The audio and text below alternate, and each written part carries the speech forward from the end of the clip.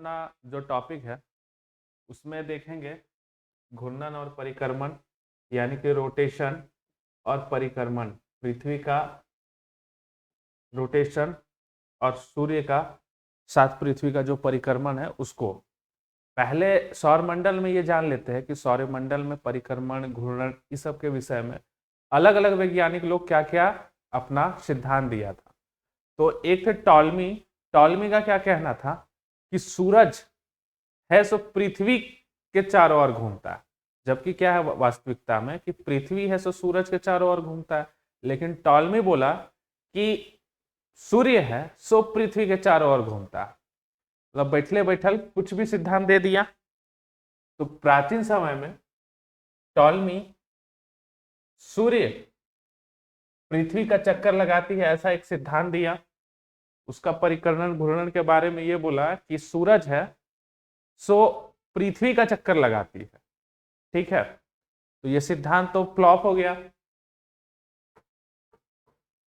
हालांकि एग्जाम में ऐसे पूछता है कि सूर्य का पृथ्वी का चक्कर लगाने का सिद्धांत कौन दिया था, तो टॉलमी दिए थे। फिर आए कॉपरनिकस। ठीक है, कॉपरनिकस ये बताया कि वास्तव में पृथ्वी और अन्य ग्रह सूर्य के चारों ओर घूमती है, जैसे कि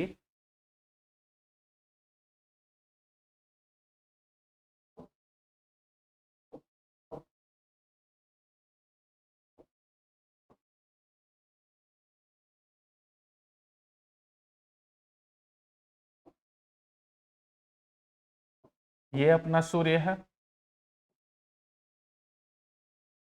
और इसके चारों ओर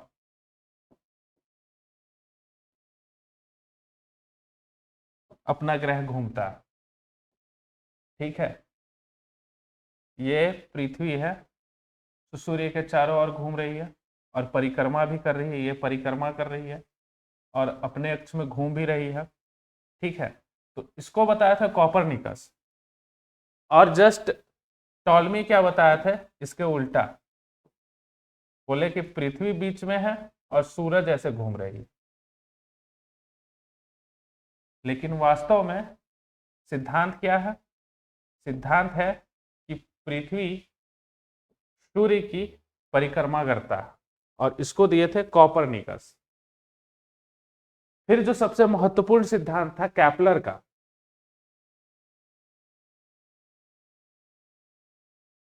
सबसे महत्वपूर्ण सिद्धांत था कैप्लर का।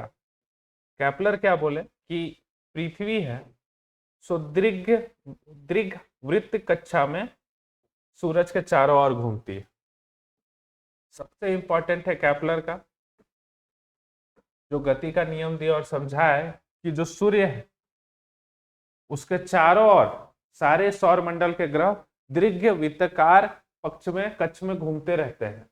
ठीक है, और सूर्य के पास आने से इनकी गति तेज हो जाती है। इसको आगे हम लोग डिफाइन करेंगे। पहले जान लेना है कि टॉलमी बोला कि भैया पृथ्वी सूरज का चक्कर लगाती है, लेकिन कॉपरनिकस उसको सुधार के बोले कि भैया अपना कपार फोड़े होंगे तब बताया कि ऐसा हुआ है कि सूरज बीच में है और उसके अक्ष में सब ग्रह घूम रहा है।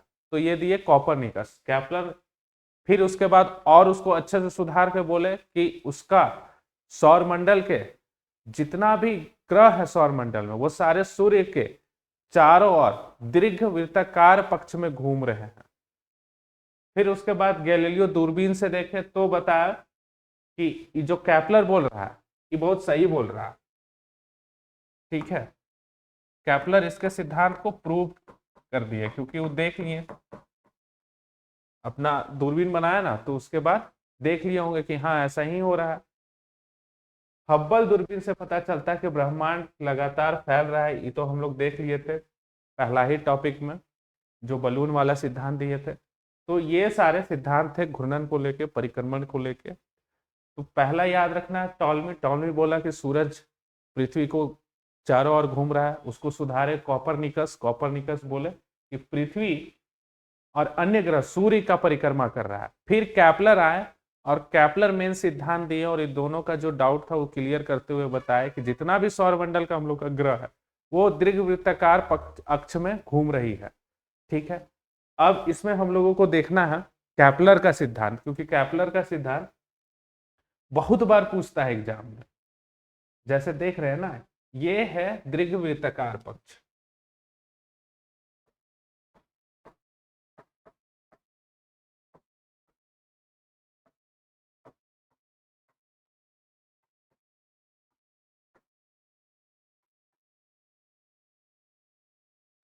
और इसी के तहत पृथ्वी इसके दीर्घवृत्ताकार अक्ष में घूम रही है, साथ में सारे सौरमंडल भी घूम रहे हैं। यही बताया था कैपलर। तो कैपलर का सिद्धांत बहुत इंपॉर्टेंट है, जेपीएससी का मेन से लेके पीटी से लेके जेएसएससी में सब में पूछा है कैपलर से लेकर। तो कैपलर 3 सिद्धांत दिया था, तीनों सिद्धांत को देख लेते हैं। पहला तो यही बोला कि ऑर्बिट्स आर एलिप्स, मतलब वही दीर्घवृत्ताकार अक्ष में घूम रही है, सारे सौरमंडल के ग्रह सौर्य के बीच में रख के। पहला नियम यही था, इनका पहला नियम यही था कि सारे जो ग्रह हैं वो दीर्घवृत्ताकार अक्ष में घूम रहे हैं, सूरज इसमें बीच में है। यह पहला सिद्धांत था। दूसरा सिद्धांत क्या था कि जब सूरज दूर में होती है, जब सूरज, यहां पे आप देख रहे हैं कि ये सूरज है और सूरज यहाँ पे दूर में है, ठीक है, हम लिख देते हैं यहाँ सन, ये दूर में है और ये अपना पृथ्वी है। जब ये दूर में होता है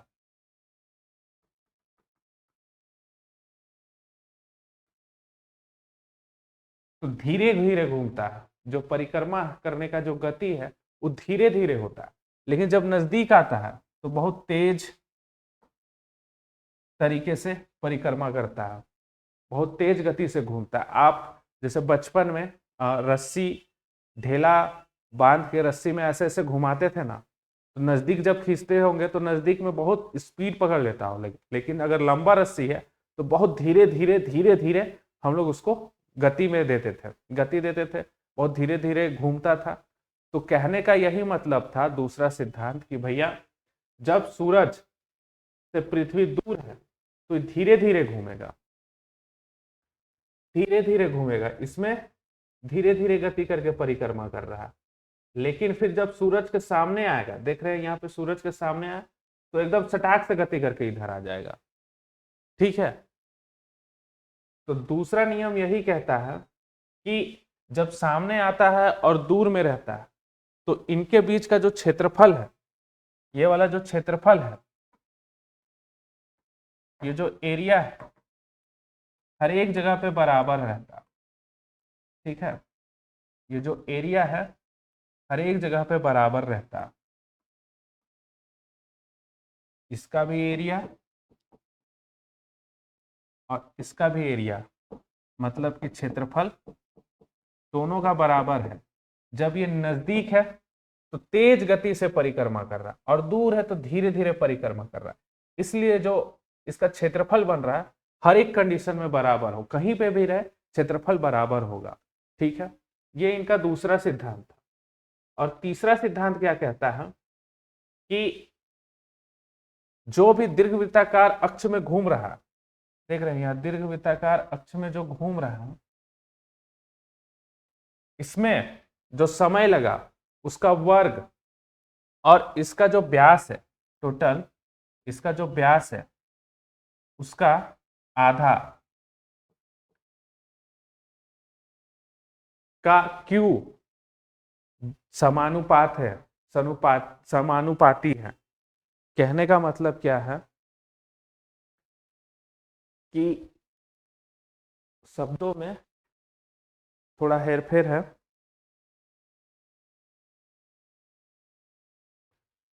हाँ, कि किसी भी ग्रह या सूर्य की परिक्रमण काल का वर्ग उसके दीर्घवृत्ताकार कक्षा के अर्धवृत्त अक्ष के तृतीय घात का समानुपाती है।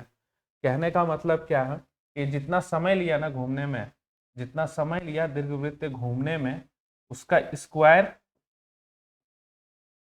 और इसका समानुपाती होगा ये वाला। ये टोटल व्यास है, ये व्यास, ये व्यास, टोटल व्यास इसका रेडियस कितना है 2a, लेकिन इसका आधा क्या होगा a, तो ये तृतीय घात का समानुपाती होगा। ठीक है, ये कहने का मतलब था इनका। तो 3 लॉ था कैप्लर्स के। पहला लॉ तो यही था कि जो सूरज है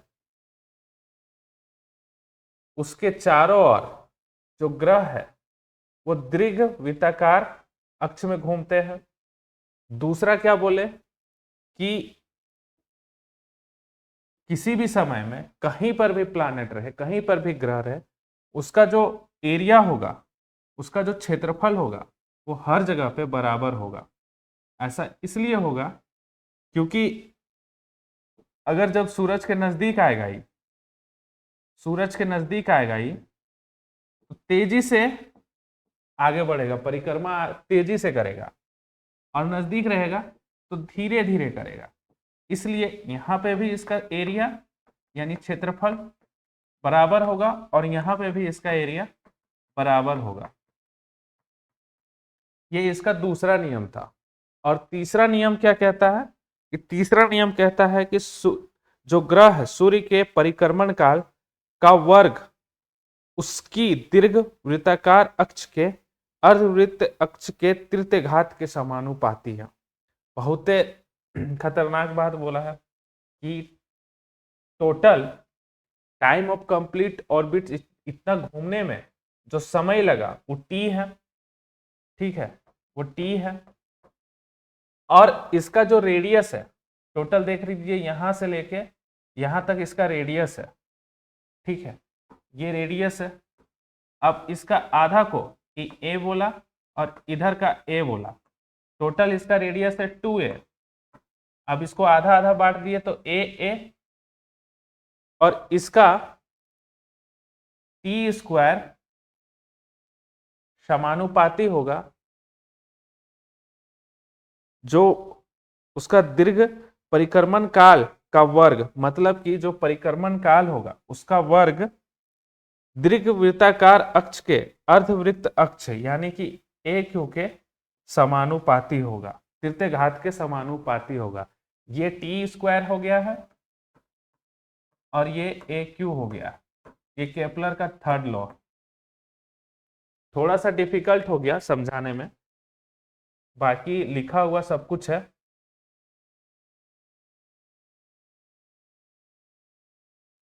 कि केपलर लॉ में पहला हम लोग देख लिए कि जो ग्रह है वो दीर्घ वृत्ताकार अक्ष में घूम रही है। दूसरा क्या है कि इसका एरिया यानी क्षेत्रफल हर जगह, क्षेत्रफल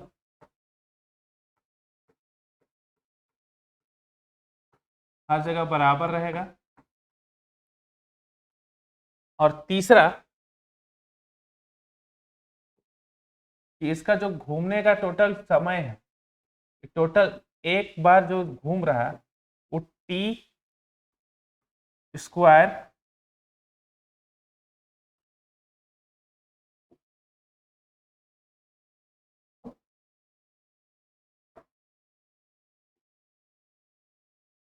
वो टी स्क्वायर है, समानुपाती है उसके ये वाला जो टोटल रेडियस है उसका आधा का। ठीक है, ये फॉर्मूला होगा। तो समझाना थोड़ा सा मुश्किल हो जाता है। सोचिए कि वो कैसे प्रूव किए होंगे उस जमाने में कि तीनों थ्योरी दिए और ई वाला सबसे खतरनाक थ्योरी दिए कि किसी भी ग्रह का सूर्य का जो परिक्रमा होगा और उसका जो परिक्रमा करने का समय होगा उसके दीर्घ वृत्ताकार अक्ष यानी कि इसका जो रेडियस है उसके आधा के तृतीय घात के समानुपाती होगा। कितना महानतम, कैसे उस जमाने में का इक्विपमेंट होगा, उस इक्विपमेंट से ही प्रूव कर दिए होंगे कैप्लर। तो ये कैप्लर का 3 नियम था।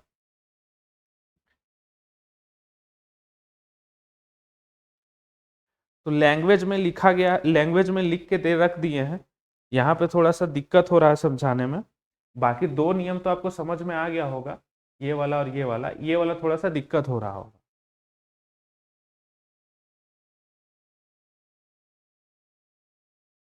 तो पहला नियम क्या कहता है कि कोई भी ग्रह सूर्य के चारों ओर गोल नहीं बल्कि अंडाकार यानी दीर्घवृत्त कक्ष में घूमता है। यह पहला नियम था। दूसरा नियम था सम क्षेत्रफल का, कि जब ग्रह सूर्य के पास आता है तो इसकी गति तेज हो जाती है, और दूर जाता है तो गति धीमी हो जाती है। लेकिन किसी भी समय अंतराल में ग्रह और सूर्य के बीच जो खींची हुई रेखा है उसका जो क्षेत्रफल है वो समान होता है। और तृतीय यानी कि जो तीसरा जो नियम है, तीसरा नियम क्या कहता है कि किसी भी ग्रह के सूर्य के से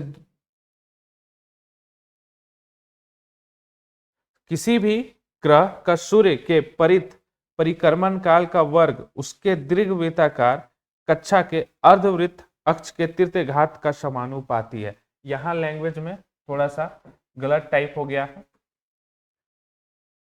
तो इसको सुधार लीजिएगा कि सूर्य के परिक्रमण काल का उसके दीर्घवृत्त अक्ष का जो व्यास है उसका अर्ध व्यास का तृतीय घात यानी कि Q उसके समानुपात होगा। ये तृतीय नियम है, तो कैपलर का ये नियम था। ठीक है, अब हम लोग चलते हैं पृथ्वी में, पृथ्वी का घूर्णन परिक्रमण। अब यहां से आपको थोड़ा इजी लगेगा, कैपलर वाला हो सकता है डाउटफुल हो लास्ट वाला नियम, लेकिन उतना भी आपको पूछने का कम चांस बनता है एग्जाम में। अब यहां से देखिएगा, अर्थ यानी पृथ्वी जहां एकमात्र जीवन संभव है, और इसमें 71% जल है और 29% लैंड है। ये याद रखना है आपको, यार यही रीजन है कि इसके कारण पृथ्वी ऊपर से नीला दिखाई देता है। एग्जाम में चाहे वो आईआईटी का एंट्रेंस हो, चाहे वो किसी भी तरह का कॉम्पिटिटिव एग्जाम हो, एक एग्जाम में पूछे जाने वाला यूनिवर्सल क्वेश्चन क्या है कि एक अंतरिक्ष यात्री को अंतरिक्ष किस कलर का दिखाई देगा, तो वो काला दिखाई देगा। ठीक है, एक अंतरिक्ष यात्री को अंतरिक्ष कैसा दिखाई देगा, काला दिखाई देगा। इसको याद रख लीजिएगा। और यहाँ पे आप याद रखिएगा कि पृथ्वी कैसा दिखाई देता है, नीला दिखाई देता है, क्योंकि 71% लगभग जल है यानी पानी है, जिसके कारण नीला दिखाई देता है। लेकिन एग्जाम में पूछ लेता है कि किसी भी अंतरिक्ष यात्री को अंतरिक्ष किस कलर का दिखाई देता है, तो वो काला दिखाई देता है। पृथ्वी का घनत्व तो सबसे जो डेंसिटी है वो 5 ग्राम पर सेंटीमीटर क्यूब है। ध्रुव पे थोड़ी चपटी है और इसकी आकृति ग्लोब आप देखे हैं, इसके बारे में तो कुछ कहना ही नहीं है। पृथ्वी के बारे में, पृथ्वी का जो आकार है जियोड कलर का है, मतलब जियोड आकार का है, गोल नहीं है, थोड़ा थोड़ा उबड़ खाबड़ है, ऐसा गोल नहीं है, ऐसा गोल थोड़ी है जैसा कि दिखाई देता है, ऐसा है। यही रीजन है कि जहाँ उभरा उभरा है, जहाँ गड्ढा है वहां पे समुंदर है, और जहाँ उभरा उभरा दिखाई दे रहा है वहां पे पर्वत वगैरह, माउंटेन वगैरह। ठीक है, इसको बोलते हैं जियोड। तो आकृति कैसी है, जियोड इसकी आकृति है।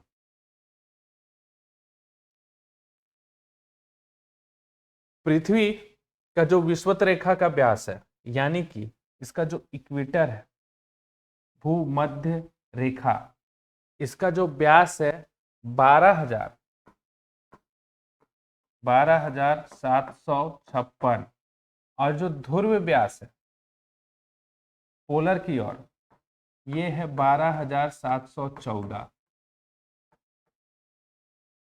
याद रखने वाला बात है कि जो विषुवत रेखा का व्यास है बीच का, भूमध्य रेखा, ये भूमि के मध्य में है, ये वाला भूमि के मध्य में है, तो ये क्या हो गया, भूमध्य रेखा, विषुवत रेखा। और इसका क्या है व्यास, टोटल रेडियस यहां से यहां तक का लंबाई 12,756, और ये है ध्रुव व्यास ऊपर से नीचे,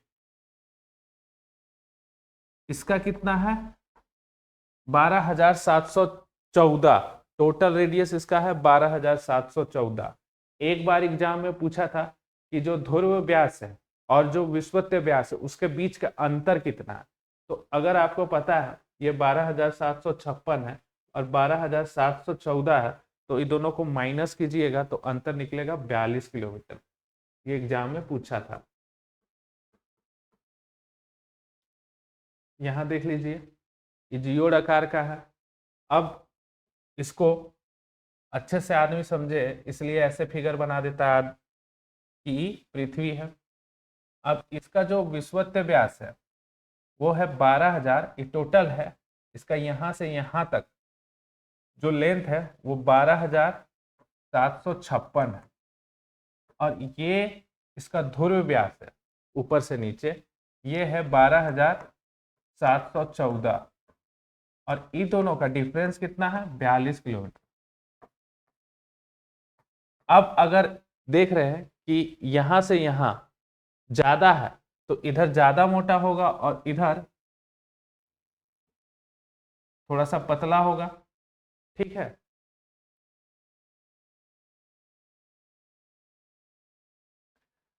पृथ्वी अपने अक्ष से 23 डिग्री झुकी हुई है। पृथ्वी अपने अक्ष से 23 डिग्री झुकी हुई है और तल से 66.5 डिग्री झुकी हुई है। इसको भी जानते हैं हम लोग। पृथ्वी अपने अक्ष से एक्सिस से 23.5 डिग्री और तल से 66 डिग्री झुकी हुई है। कहने का क्या मतलब है कि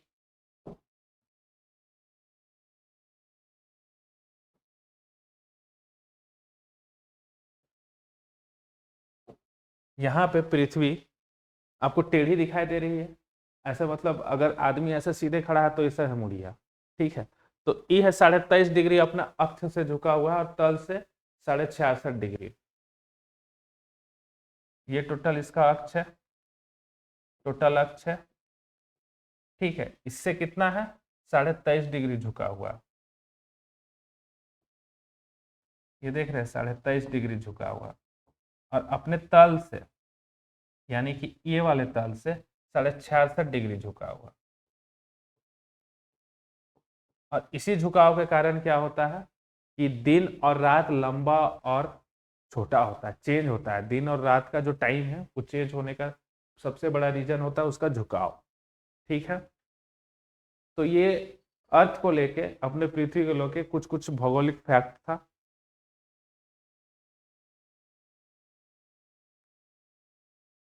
अब हम लोग चलते हैं मेन कि सौर मंडल में जो भी घूर्णन और परिक्रमण को लेके जो घटना होती है कि घूर्णन क्या है, परिक्रमण क्या है, और घूर्णन के कारण क्या होता है और परिक्रमण के कारण क्या होता है, बहुत जरूरी है समझना, ताकि आपको समझ में आए कि सीजन कैसे आता है, ऋतु कैसे चेंज होते हैं, दिन रात कैसे छोटे बड़े होते हैं, ये सब जानना होता है। एग्जाम में पूछता है कि घूर्णन के कारण क्या होता है, दिन रात होता है या फिर ऋतुओं में परिवर्तन होता है, ये एग्जाम में पूछता है।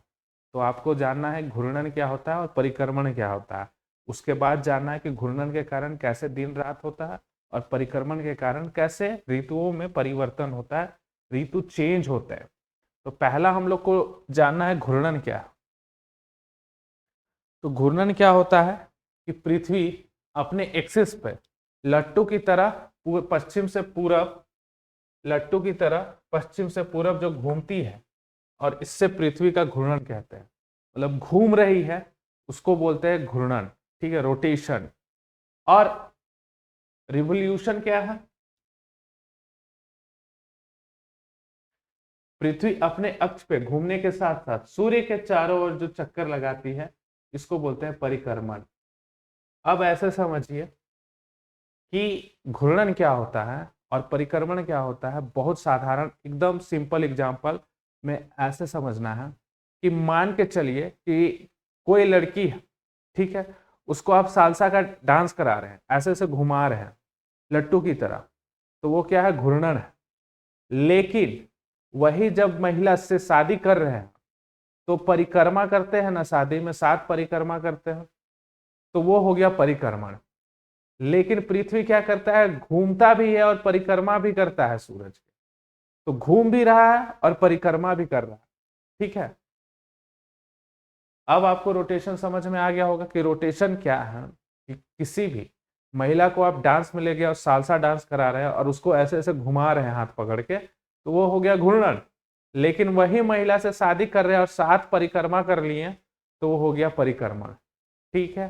और जिस तरह से एक महिला को डांस में ले गए, गर्लफ्रेंड को डांस में ले गए, घुमा रहे हैं, फिरा रहे हैं, तो उससे ज्यादा से ज्यादा क्या चेंज होगा आपका? दिन रात में परिवर्तन होगा। लेकिन जिससे आप शादी कर लिए, साथ फेरा ले लिए, वो तो ऋतुओं के परिवर्तन में भी आपका साथ देगी। ठीक है, तो यही ट्रिक्स है। घूर्णन से क्या होता है? दिन रात में चेंज होता है, दिन रात होता है। और परिक्रमण से क्या होता है? ऋतुओं में परिवर्तन होता है। अब इसको समझ लेते हैं हम लोग कि घूर्णन क्या हुआ, कि पृथ्वी जो है पश्चिम से पूरब घूम रही है लट्टू जैसा, तो हो गया घूर्णन, रोटेशन, जिसके कारण क्या होता है? दिन रात होता है। एक पूरा चक्कर लगाने में इसको 24 घंटा, जिसके 23 घंटा 56 मिनट 43 सेकेंड एग्जैक्ट होता है, तो सब अप्रोक्स क्या बोलता है? 24 घंटा। जैसे हम लोग 24 घंटा, एक दिन का समय कितना होता है? 24 घंटा। 24 AM से 24 AM पूरा एक 24 घंटा होता है, मतलब 11 मिनट 59 PM। समझ लीजिए 24 घंटा है, तो यही पूरा एक समय में घूमने में 24 घंटा का समय लगता है। एग्जैक्ट कितना है? 23 घंटा 56 मिनट 43 सेकेंड। तो बस यहाँ याद रखना है आपको कि घूर्णन रोटेशन के कारण क्या होता है। तो रोटेशन के कारण दिन और रात जो होने का रीजन है वो है घूर्णन।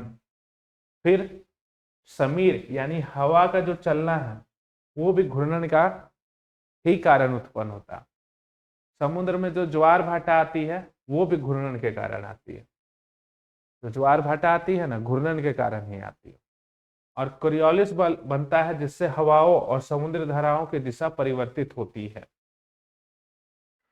आप यहां देख रहे हैं पृथ्वी घूम रही है, ये नॉर्थ पोल है, ये साउथ पोल है, ये झुका हुआ है। हम लोग देखें ना, तल से झुका हुआ है 66.5, और अक्ष से 23 डिग्री झुका हुआ है 23.5। और ये इक्वेटर है, यानी कि विषुवत रेखा भूमध्य सागर है, भूमध्य रेखा है।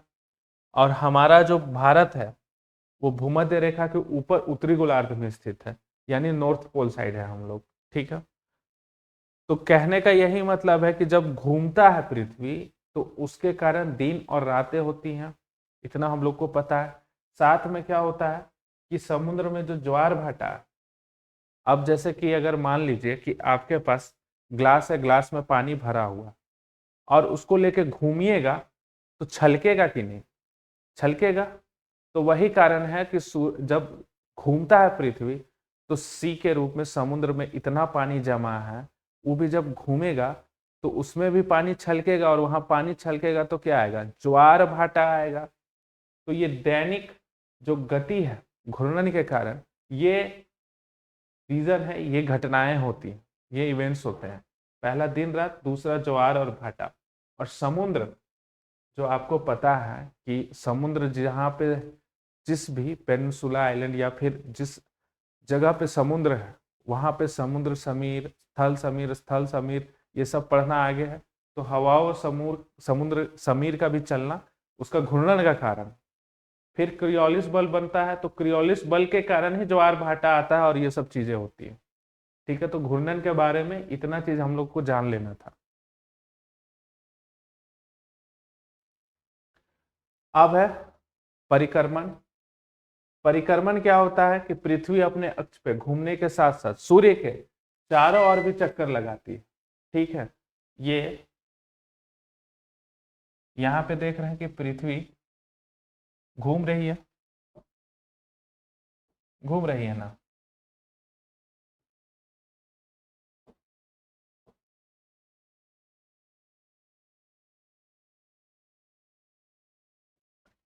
पृथ्वी घूम रही है। अब पृथ्वी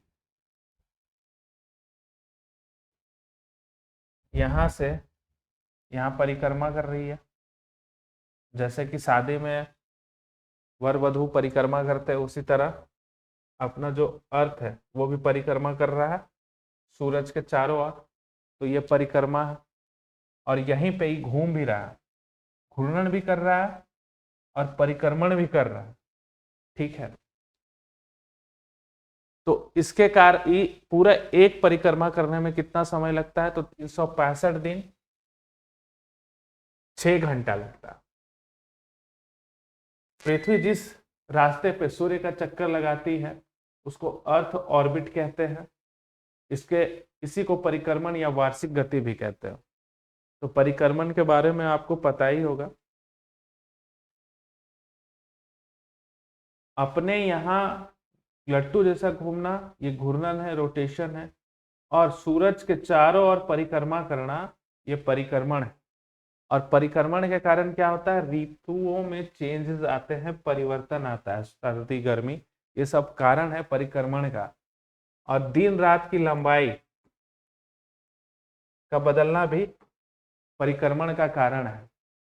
ध्रुवों में 6 महीने दिन और 6 महीने रात का होना भी परिक्रमण का कारण है। ठीक है, तो ये याद रखिएगा कि दिन और रात का जो लंबाई है, दिन रात होना घूर्णन का कारण है, लेकिन दिन रात छोटा बड़ा होना वो परिक्रमण का कारण है। यहाँ पे आपको फंसाएगा क्वेश्चन एग्जाम में कि दिन रात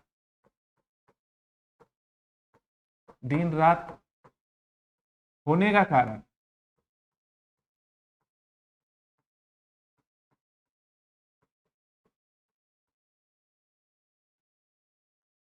घूर्णन है, लेकिन दिन रात का छोटा और बड़ा होने का रीजन क्या है? परिक्रमण है। ठीक है, तो इसको याद कर लीजिएगा।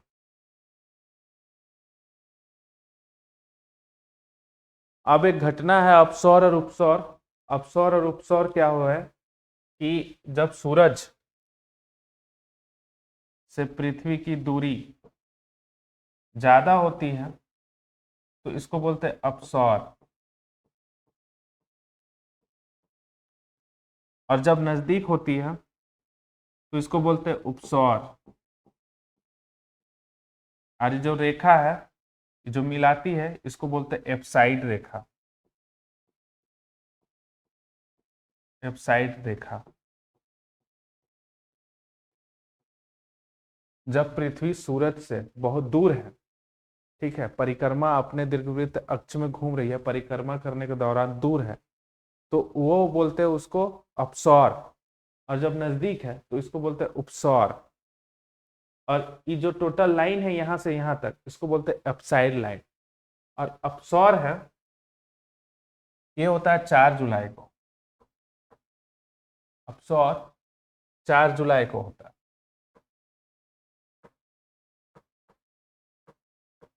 और उपसौर 3 जनवरी को।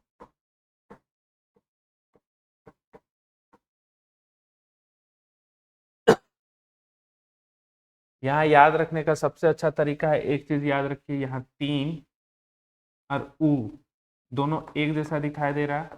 तो उपसौर कब आता है? 3 जनवरी को। और अपसौर कब आता है? तो 4 जुलाई को।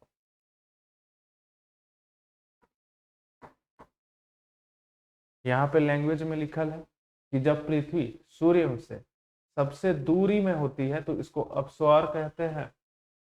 यह घटना हर साल 4 जुलाई को होती है। और जब पृथ्वी सूर्य के सबसे करीब यानी नजदीक होती है तो उसको अपसौर कहते हैं इस घटना को। यह हर साल 3 जनवरी को होता है।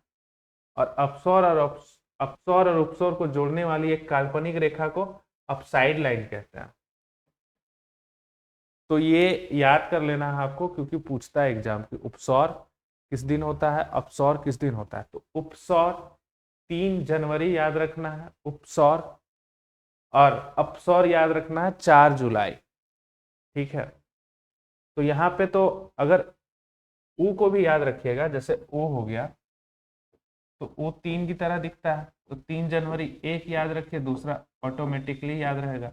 अब अप है तो अप है मतलब ऊंचा है, और ऊंचा है तो 4 है। 4 है तो जुलाई बस याद रखना है। एक भी याद रखिएगा तो दूसरा याद रहेगा, लेकिन याद रखना है।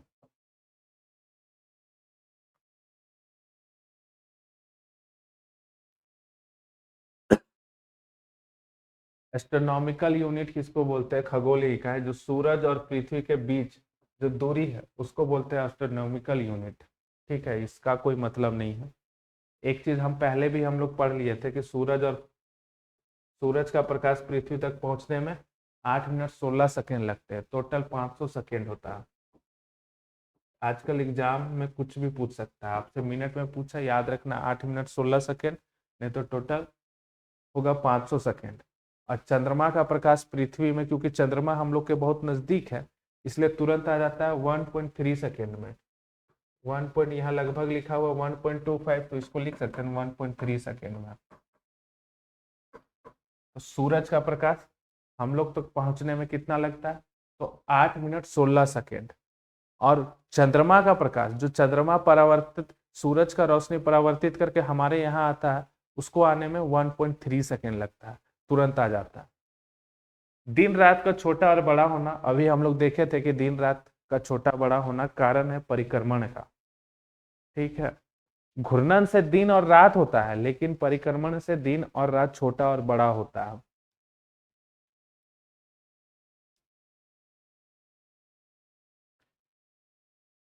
अगर पृथ्वी अपनी धुरी पर झुकी ना होती तो हर जगह दिन और रात बराबर होता।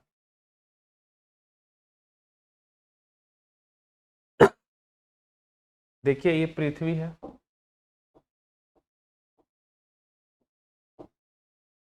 पृथ्वी है,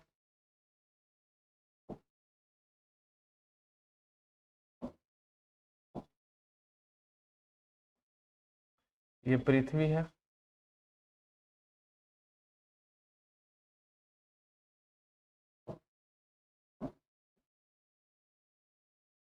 ये अपने अक्ष से 23 डिग्री झुकी हुई है, और 23 डिग्री झुकी होने के बाद ये परिक्रमा कर रही है। अब यहाँ पे ग्लोब तो नहीं है, ग्लोब होना चाहिए, ये चीज समझाने के लिए ग्लोब नहीं है। और ये अपना सन है, ये अपना सन है, और यहां से लाइट जब सूरज पे पड़ रही है तो इधर पड़ा होगा, इधर पड़ा होगा, इधर पड़ा होगा, इधर पड़ा होगा। ठीक है, अब जब सूरज इधर पड़ा, उसके बाद ये 23 साढ़े 23 डिग्री झुका हुआ, इसलिए इसमें क्या होगा कि जब ये परिक्रमण से चेंज करेगा अपना डायरेक्शन, तो उसके कारण दिन और रात छोटा और बड़ा होगा।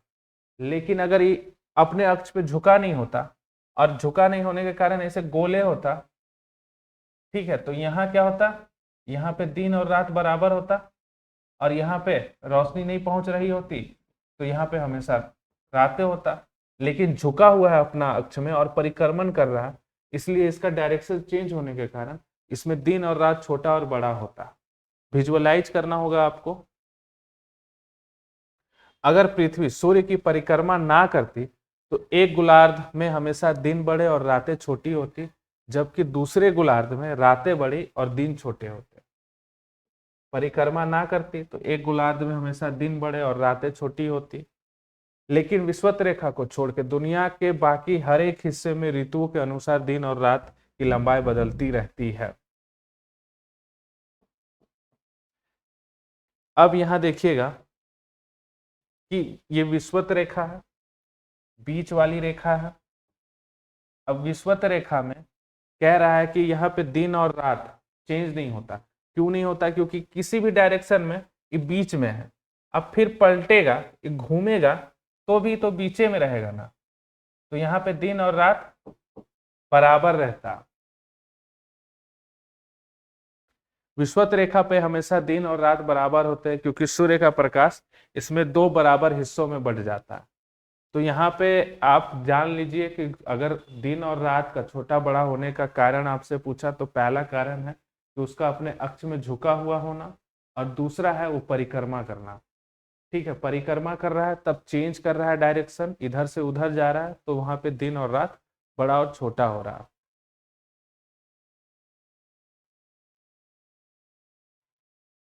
अब आपको समझ में आएगा कि सीजनल यानी ऋतु में चेंज कैसे हो रहा है। आपको तीन चीज याद रखना है। पहला याद रखना है कि दक्षिणी गोलार्ध और उत्तरी गोलार्ध में सबसे बड़ा दिन कौन सा होता है।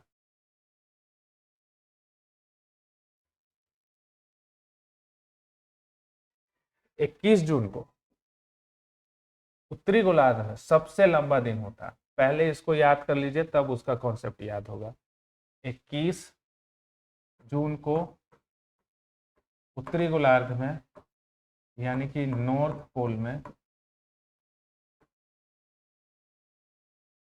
पोल में, यानी हमारे यहाँ सबसे लंबा दिन होता है। अभी जैसे जून आएगा, 21 जून आएगा, 21 जून में याद कीजिए, विजुअलाइज कीजिए कि 21 जून में किस तरह का मौसम होता है हमारे यहाँ। एकदम गर्मी का मौसम होता है, तो 21 जून को उस दिन सबसे लंबा दिन होगा। फिर इसी तरह 22 दिसंबर को दक्षिणी गोलार्ध में सबसे लंबा दिन होगा। और 22 दिसंबर को हमारे यहाँ कैसा मौसम होता है? तो 22 दिसंबर को हमारे यहाँ ठंडा का मौसम होता है। और ठंडा का मौसम हम लोग को पता है, दिन छोटा रात बड़ा। तो 22 दिसंबर को उत्तरी गोलार्ध में, ठीक है, दक्षिणी गोलार्ध में सबसे लंबा दिन होगा। 22 दिसंबर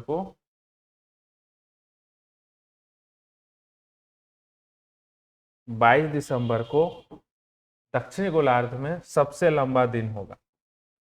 3 चीज यहां याद कीजिएगा तो ही आपको याद रहेगा। सबसे पहले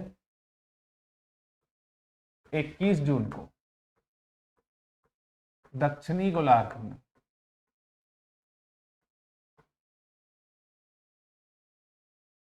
सॉरी 21 जून को उत्तरी गोलार्ध, हम लोग उत्तरी गोलार्ध में है ना जी,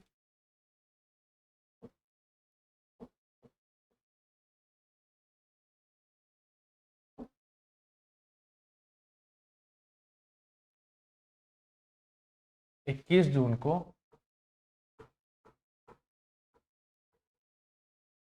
उत्तरी गोलार्ध में सबसे लंबा दिन होता है, ठीक है। और 22 दिसंबर को दक्षिणी गोलार्ध में सबसे लंबा दिन होता है।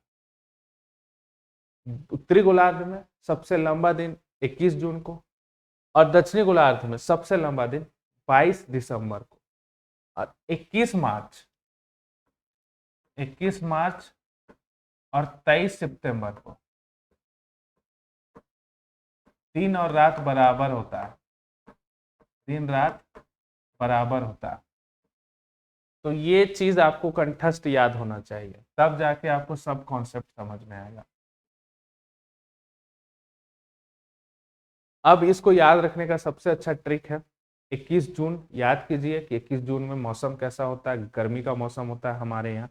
हम कहाँ रहते हैं? उत्तरी गोलार्ध में, क्योंकि जो पृथ्वी है, ये जो पृथ्वी है,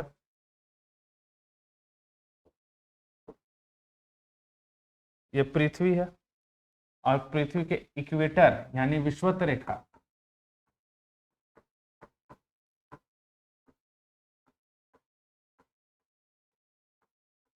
के ऊपर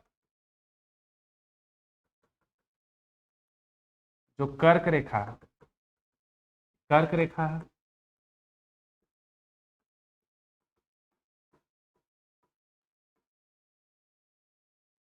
और इधर ही में भारत है। अब इसके ऊपर ये कौन सा गोलार्ध है? गोला आधा, आधा गोलार्ध का कौन सा भाग है? उत्तरी गोलार्ध है। ये टोटल उत्तरी गोलार्ध है, तो हम लोग कहाँ रहते हैं? उत्तरी गोलार्ध। और ये नीचे कौन सा भाग है? जैसे कि भारत का ऊपर वाला भाग, हम लोग बीच में है। कोइंसिडेंटली झारखंड भी कर्क रेखा में है, और कर्क रेखा के ऊपर कौन सा गोलार्ध है? कर्क रेखा के ऊपर हम लोग क्या बोलते हैं? दक्षिण भारत, उत्तर भारत बोलते हैं कि दक्षिण भारत बोलते हैं? उत्तर भारत बोलते हैं ना।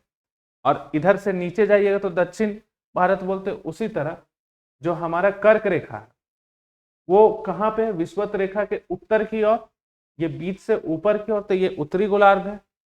और ये इसको बोलते हैं मकर रेखा।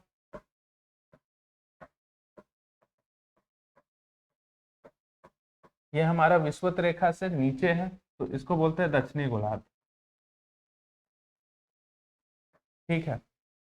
तो उत्तरी गोलार्ध में सबसे बड़ा दिन कौन सा होता है?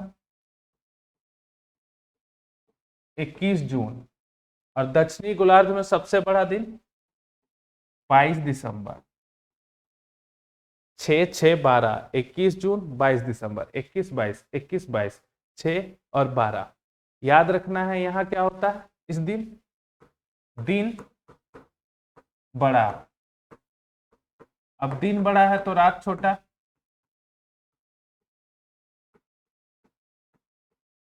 और यहां होता है इस दिन 22 दिसंबर को यहां होता है दिन बड़ा। दिन बड़ा तो रात छोटा।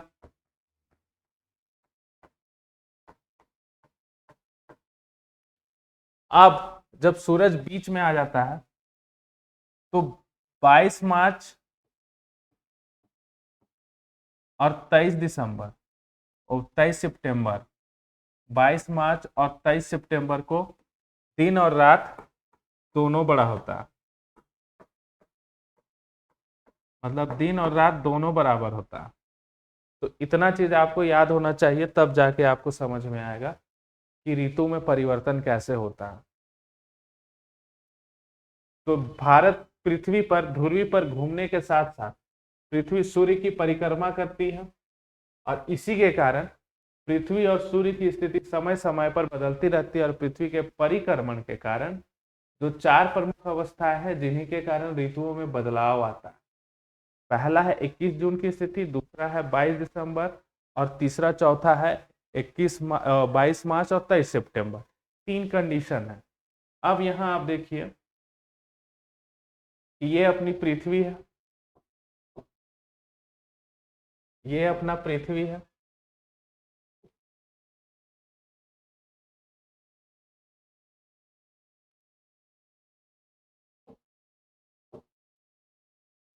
ये पृथ्वी है। 4 कंडीशन है, तो 4 कंडीशन यहाँ पे दिखाया गया है। ये सूरज है। अब इसमें ये 21 जून वाले दिन में चलते हैं हम लोग। 21 जून में क्या होता होगा, ये बीच वाला लाइन है, ये इक्वेटर बीच वाला लाइन है, विषुवत रेखा है। अब यहाँ पे जो सूरज की रोशनी है, जो सूरज की रोशनी है, आप देख रहे हैं कि विषुवत रेखा पे डायरेक्ट नहीं पड़ रहा है, कर्क रेखा पे पड़ रहा है, ऊपर पड़ रहा है, बीच से ऊपर पड़ रहा है। तो ऐसे कंडीशन में 21 जून में हमारे यहाँ याद विजुअलाइज कीजिए 21 जून में कैसा कंडीशन होता है। गर्मी का मौसम होता है, और गर्मी का मौसम कैसे हो सकता है, जब दिन बड़ा होगा। तो 21 जून को उत्तरी गोलार्ध में दिन बड़ा भी होता है, और इधर के मौसम में इधर जो सूरज की रोशनी है एकदम सीधे पड़ती है, जिसके कारण गर्मी का मौसम होता है। ठीक है। अब ये धीरे धीरे मूव करके 21 जून से इधर आ रहा है, तो इसका जो सूरज का रोशनी है इधर इधर इधर इधर नीचे आना शुरू करता है। तो फिर नीचे आते आते एक बार कंडीशन आता है 22 सितंबर। तो 22 सितंबर में क्या होता है, सूरज का जो रोशनी है, ये जो पृथ्वी है उसका उल्टा भाग दिख रहा है। तो जो सूरज का रोशनी है सीधे विषुवत रेखा पे सूरज का जो रोशनी एकदम लंबवत पड़ रहा होता है, एकदम बीच में पूरा जो बीच है इसमें इसका लाइन रोशनी पड़ रहा है। अब बीच में रोशनी पड़ रहा है तो दिन और रात क्या होगा, बराबर होगा। तो ऐसे कंडीशन में दिन और रात बराबर हुआ। 21 जून में उत्तरी गोलार्ध में उस समय सूरज का रोशनी उत्तरी गोलार्ध में एकदम लंबवत पड़ रहा था। अब लंबवत पड़ रहा था, 21 जून हुआ, दिन बड़ा हुआ। अब दिन बड़ा हुआ, अब दिन बड़ा होने तक में दिन बड़ा हो रहा था, लेकिन उसके बाद अब दिन छोटा होना शुरू किया, क्योंकि सूरज का जो रोशनी है यहाँ पे एकदम लंबवत पड़ा। उस समय लंबवत पड़ने के कारण जो उत्तरी गोलार्ध में दिन बड़ा हुआ। अब 21 जून के बाद दिन छोटा होना शुरू करता है। 21 जून के बाद हमारे यहाँ दिन छोटा होना शुरू करता है। तो वैसे कंडीशन में दिन छोटा होना शुरू किया तो क्या हुआ, मौसम में परिवर्तन होगा, गर्मी कम होना शुरू हो जाती है। और 23 सितंबर आते आते एकदम समझ लीजिए बसंत वाला मौसम आ गया। ठीक है। फिर मूव करती है, फिर मूव करती है, और सूरज की रोशनी इस बार कर्क रेखा के जगह मकर रेखा में पड़ती है। ये विषुवत रेखा है, कर्क रेखा के जगह मकर रेखा में पड़ती है। ये 22 दिसंबर वाला कंडीशन है। अब 22 दिसंबर में विजुअलाइज कीजिए कि 22 दिसंबर में आपके यहाँ किस तरह का मौसम होता है। हमारे यहाँ ठंडा पड़ता है। अब ठंडा पड़ता है इसका मतलब है दिन छोटा होगा, रात बड़ा होगा। दिन छोटा होगा, रात बड़ा होगा। और इसके जस्ट उल्टा जो दक्षिणी गोलार्ध में रहने वाला देश है वहां पे गर्मी पड़ रही होगी और दिन बड़ा हो रहा होगा। इसलिए जब ठंडा का सीजन होता है तो ऑस्ट्रेलिया वगैरह में एकदम धूप निकल रहता है। तो यही रीजन है कि 22 दिसंबर को हमारे यहाँ जो सूरज का रोशनी है वो एकदम लंबवत नहीं पड़ता है, सीधा नहीं पड़ता, तिरछा पड़ता है। और तिरछा पड़ने के कारण पूरा ठंडा लगता है। लेकिन वही दक्षिणी गोलार्ध में उस समय सूरज का रोशनी दक्षिणी गोलार्ध में एकदम सीधा पड़ रहा है, लंबवत पड़ रहा है, जिसके कारण वहां क्या धूप निकल रही होगी एकदम खतरनाक टाइप से। ऑस्ट्रेलिया वगैरह में देखिएगा ठंडा के सीजन में वहां पे गर्मी रहती है। अब उसके बाद क्या हुआ कि 22 दिसंबर को हमारे यहाँ सबसे छोटा रात हुआ। ठीक है, 22 दिसंबर को उधर दिन बड़ा हुआ लेकिन हमारे यहाँ दिन छोटा हुआ, रात छोटा हुआ। अब रात छोटा हुआ तो उस दिन के बाद रात बड़ा होना शुरू करता है, मतलब रात कम होना शुरू करता है, दिन बढ़ना शुरू करता है। और इसी के साथ ये आगे चला जाता है और आता है 22 मार्च वाला कंडीशन। 22 दिसंबर में रात क्या होता है, उस दिन हमारे यहाँ सबसे छोटा रात होता है। ठीक है, उसके बाद दिन बड़ा होना शुरू करता है।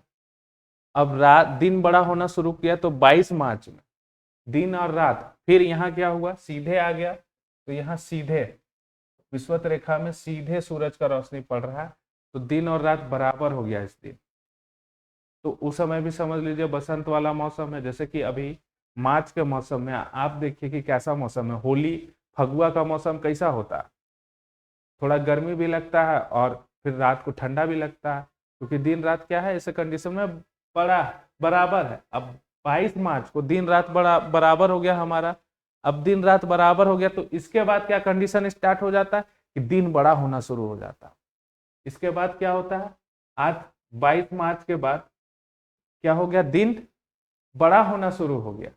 अब दिन बड़ा होना शुरू होगा तो लास्ट जाते जाते 21 जून को दिन बड़ा हो जाएगा। ठीक है, तो आ गया पुराना वाला कंडीशन में। तो इससे आपको पता चल गया कि मौसम कैसे कैसे चेंज करता है, परिवर्तन होता है और ये रीजन है परिक्रमण का, रोटेशन का। तो हमको लगता है अगला क्लास हम लोग का जो 21 जो कल होता ना, कल दिन हम लोग का बड़ा होता, गड़बड़ हो गया।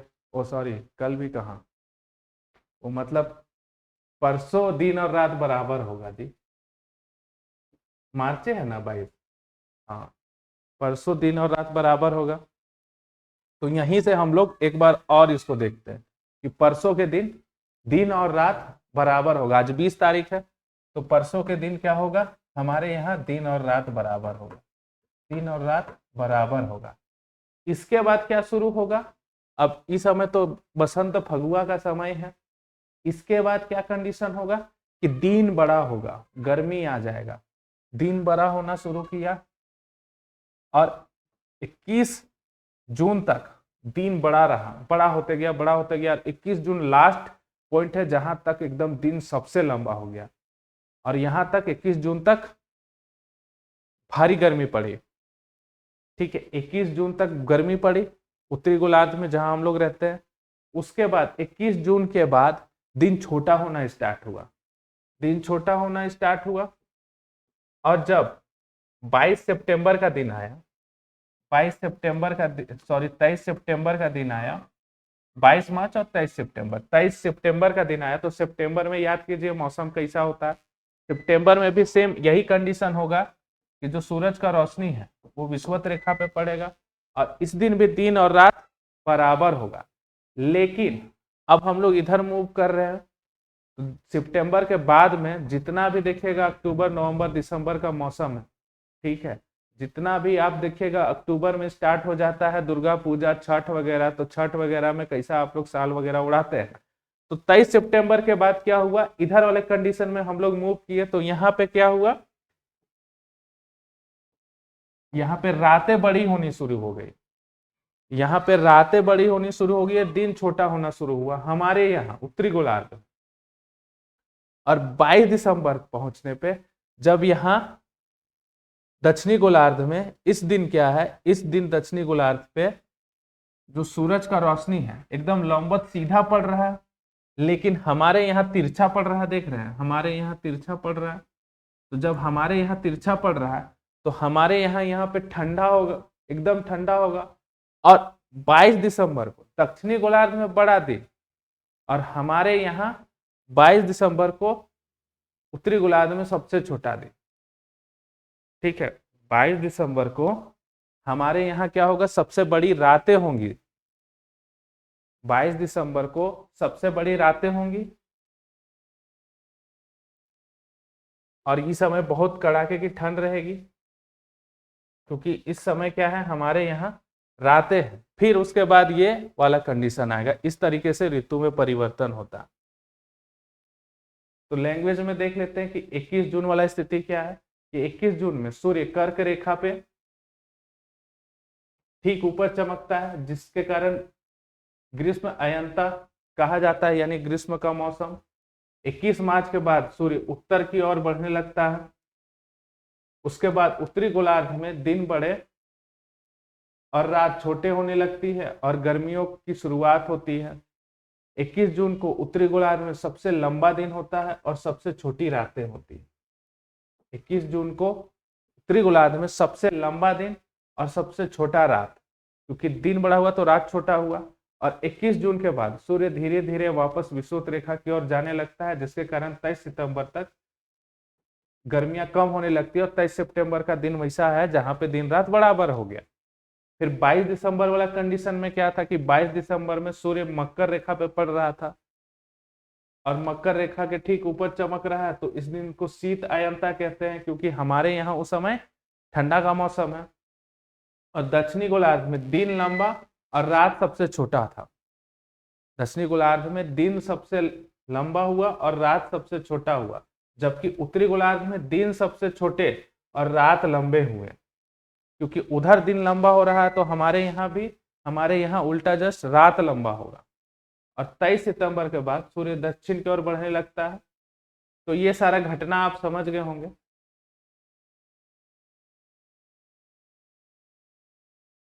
अब जो पढ़ना है हम लोगों को, ज्वार भाटा परिक्रमा के कारण और घूर्णन के कारण ज्वार भाटा जो आया, ज्वार भाटा क्यों आया और कैसे आता है, इसको भी पढ़ना होगा। तो ज्वार भाटा सूरज चंद्रमा के गुरुत्वाकर्षण शक्ति के कारण आता है। आप देख रहे हैं यहाँ पे ये पृथ्वी है, ये मून है और ये सन है। तीनों का अपना गुरुत्वाकर्षण शक्ति है, ग्रेविटेशनल फोर्स है। अब क्या है कि पृथ्वी में समुंदर है। अब समुंदर जब घूम रहा है, घूर्णन कर रहा है, तो घूम रहा है तो जाहिर सा बात है छलकबे करेगा। अगर आप डूबा में लेके उसको गोल गोल घुमाइएगा तो पनिया छलकेगा ना, तो वह पनिया कभी आगे जाता है कभी पीछे जाता है, उसको ज्वार भाटा कहते हैं। हमेशा बचपन में हमको डाउट होता था कि ज्वार भाटा लहर जैसा होता है, लेकिन नहीं, लहर नहीं होता है ज्वार भाटा। पानी का आगे आना ज्वार और पीछे चला जाना भाटा। देख रहे हैं फोटो में, यहाँ पे ये जो पुल है, यहाँ में पूरा पानी भरल है और यहाँ पे फिर पानी पीछे चला गया, भाटा चला गया, तो इसको कहते हैं ज्वार भाटा। और जब पानी ऐसे ऐसे आता है तो इसको बोलते हैं लहर, उसको ज्वार भाटा नहीं बोलते हैं। इसलिए अगर पुरी वगैरह जाइएगा तो देखिएगा कि जहाँ पे हम कल नहाए थे वहाँ पे रात के समय 11 बजे के बाद पानी का स्तर बढ़ जाता है, आगे आ जाता है। इसलिए 10-11 बजे के बाद पूरी बीच वगैरह से लोगों को हटा दिया जाता है, क्योंकि उस समय ज्वार भाटा वाला कंडीशन होती है। देख रहे हैं यहाँ ज्वार आपको समझ में आ रहा है और भाटा क्या है। तो सूर्य और चंद्रमा के गुरुत्वाकर्षण शक्ति के कारण, किसके गुरुत्वाकर्षण शक्ति, तो सूरज और चंद्रमा के गुरुत्वाकर्षण शक्ति के कारण समुद्र का जल का ऊपर उठना और नीचे गिरना कि ज्वार भाटा कहते हैं। और इससे बहने वाली जो तरंगे हैं उसको ज्वार या तरंगे कहते हैं, लहरें। अलग अलग जगहों पे ज्वार भाटा की ऊंचाई अलग अलग होती है, जो समुद्र की गहराई, तट की संरचना और समुद्र के खुले या बंद होने पर निर्भर करती है। कभी सोचे कि आप पूरी बीच उड़ीसा में क्यों घूमने जाते हैं, जबकि कोलकाता वगैरह में भी, विशाखापट्टनम वगैरह में भी समुद्र है, क्योंकि वहाँ का तट का बनावट ऐसा है, वहाँ भौगोलिक कंडीशन ऐसा है कि वहाँ पानी का जो स्तर है और लहर वगैरह वो इस तरीके से आता है कि वो टूरिस्ट प्लेस बन जाता है। लोग गोवा को ही क्यों पसंद करते हैं? तो यही कहने का मतलब है कि अलग अलग जगह पे ज्वार और भाटा की ऊंचाई अलग अलग होती है, जो निर्भर करती है समुद्र का जो गहराई है उस पे, तट की संरचना पे, और समुद्र के खुले या बंद होने पर। हालांकि सूर्य बहुत बड़ा है, लेकिन चंद्रमा का गुरुत्वाकर्षण शक्ति का प्रभाव सूर्य से दोगुना अधिक है। इसी कारण यह चंद्रमा पृथ्वी के ज्यादा करीब है, जबकि सूर्य बहुत दूर स्थित है। मतलब कहने का मतलब है ज्वार भाटा में जो पानी को खींचने का और छोड़ने का जो काम है ना, उस पे सूर्य का ज्यादा प्रभाव नहीं है, क्योंकि सूरज दूर में है और चंद्रमा नजदीक में है, इसलिए का जो गुरुत्वाकर्षण शक्ति है वो ज्वार भाटा को खींचने का ज्यादा काम करती है। ठीक है, यहाँ आप समझ रहे हैं ना? तो ज्वार भाटा जो आने का रीजन है वो घूर्णन के कारण है, और ज्वार भाटा अलग अलग जगहों पे अलग अलग इसीलिए होता है क्योंकि समुद्र का गहराई, तट वगैरह का जो संरचना है वो सब रीजन है ज्वार भाटा का ऊंचा नीचा होना।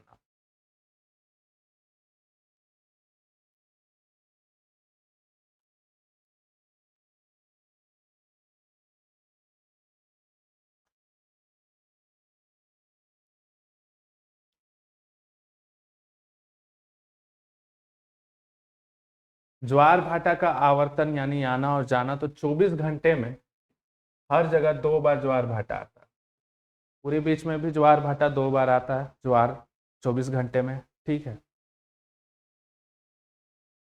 जब यहाँ देखिए फिगर में, जैसे कि ये पृथ्वी है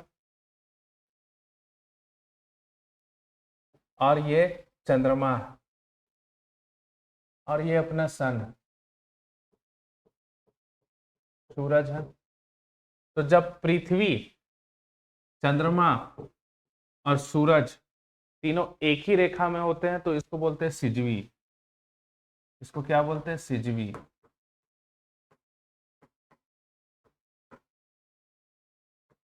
और सिजवी में ही ज्वार भाटा सबसे बड़ा बनता।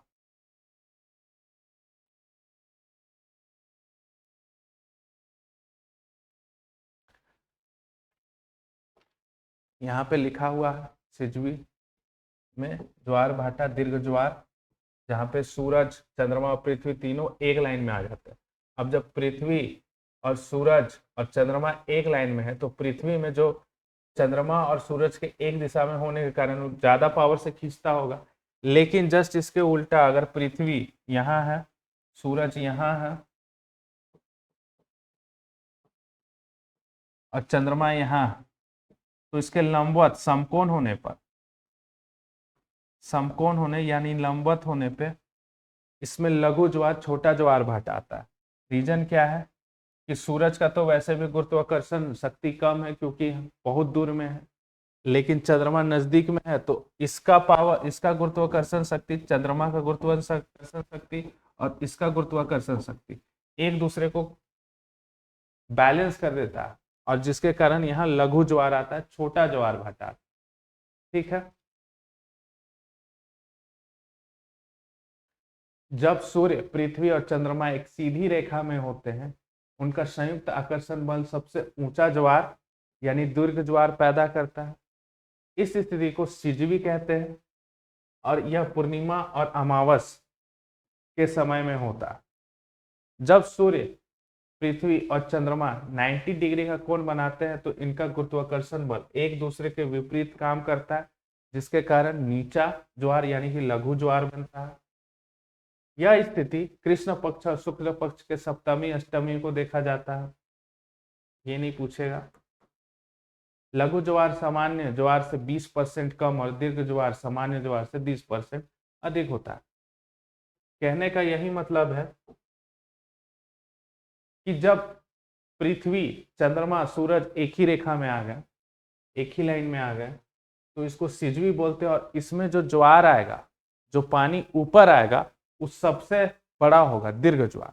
लेकिन पृथ्वी, सूरज और चंद्रमा इस तरह से 90 डिग्री के समकोण होंगे तो इसमें जो ज्वार होगा वो छोटा होगा, क्योंकि इसका पावर एक दूसरे को खींच खाच के बैलेंस कर रहा है, तो इसके कारण यहाँ पे छोटा ज्वार बन रहा है। एक कंडीशन और भी है इसमें कि अगर जो सन है, सन की तरह भी चंद्रमा है, तो इसको बोलते हैं युति, और युति में सबसे ऊंचा ज्वार आता है।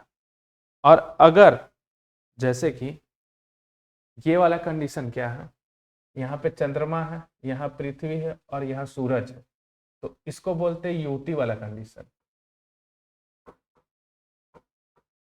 और यहाँ पे सबसे बड़ा ज्वार आता है, सबसे बड़ा ज्वार आता है,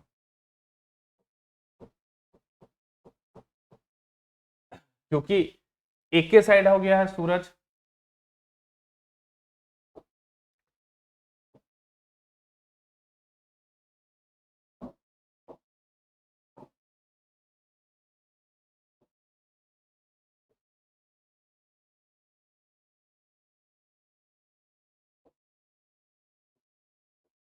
ये अपनी पृथ्वी है,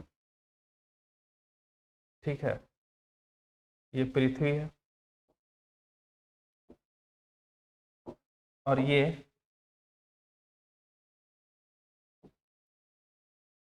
चंद्रमा है। और अपना जो सूरज है, अपना सूरज यहाँ है।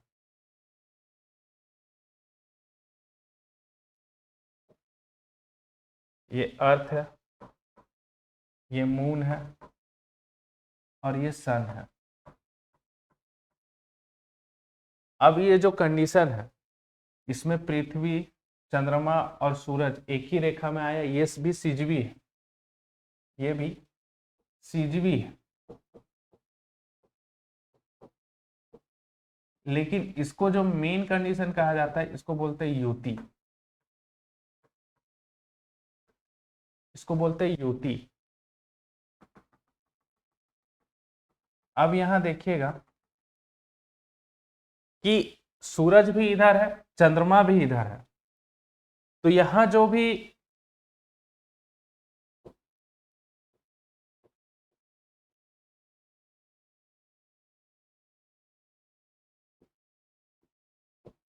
सूरज भी इधर है, सूरज भी इधर है, चांद भी इधर है, तो इन दोनों का गुरुत्वाकर्षण पूरा टाइट होकर खींचता होगा, तो जो खींचता होगा तो इसका जो ज्वार है इधर भागता होगा ना जी, इधर ज्वार ज्यादा भागता होगा, क्योंकि ज्यादा जोर से इधर दोनों एक साइड हो गया, दोनों एक साइड से पावर लगा रहा है, तो ज्यादा खींच लेता होगा पानी को, तो इसलिए इधर जो ज्वार बनता है वो सबसे बड़ा बनता है, ज्वार सबसे बड़ा बनता है, ठीक है। लेकिन अगर सूरज का कंडीशन यहाँ के जगह इधर हो गया, मतलब कि सूरज जो मून है, ठीक है, ये जो मून है ये इधर आ गया, अब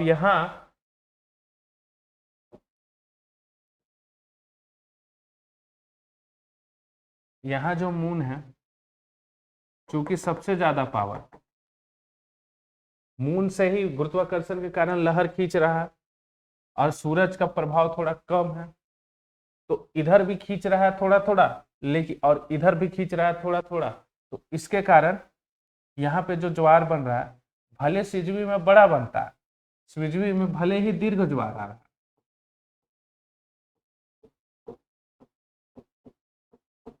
लेकिन यहाँ पे थोड़ा सा ज्वार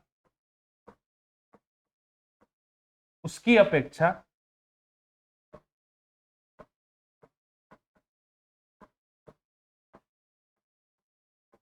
छोटा बना, और इसको बोलते हैं व्युत्ति,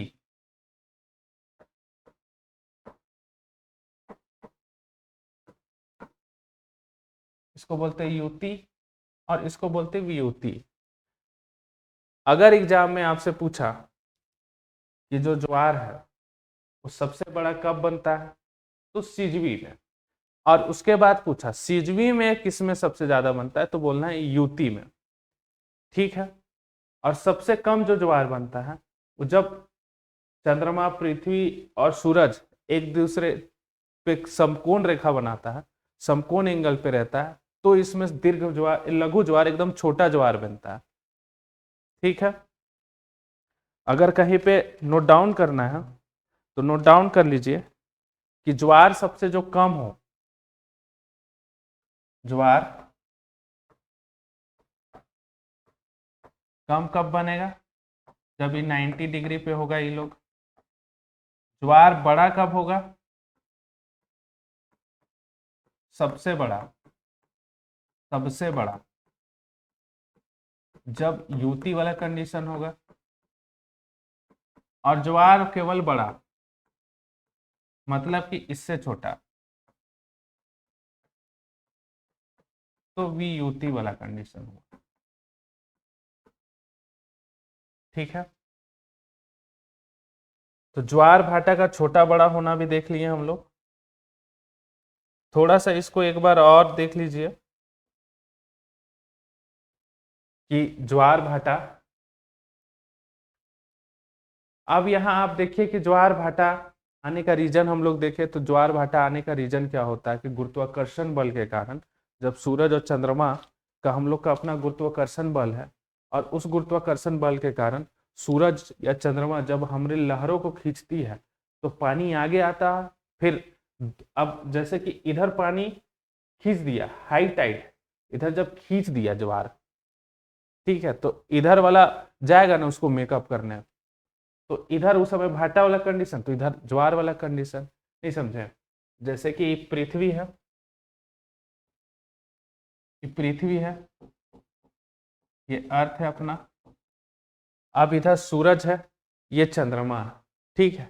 अब ये खींच रहा है इधर वाला पनिया को, जैसे कि हम आपको बताएं डूबा को अगर घुमाइएगा तो खींचे पनिया छलकेगा ना, अभी छलक रहा है और उसी समय गुरुत्वाकर्षण शक्ति इसको इधर खींच लिया, तो इधर वाला तो पूरा पनिया लहर इधर आ जाएगा, लेकिन कोरियालिस बल के कारण दूसरा, अब इसको स्टेबल करना है, पृथ्वी स्टेबल रखेगी, इसलिए ई वाला फिर से इसको इधर खींचती है और खींचा खींची में ज्वार भाटा आता।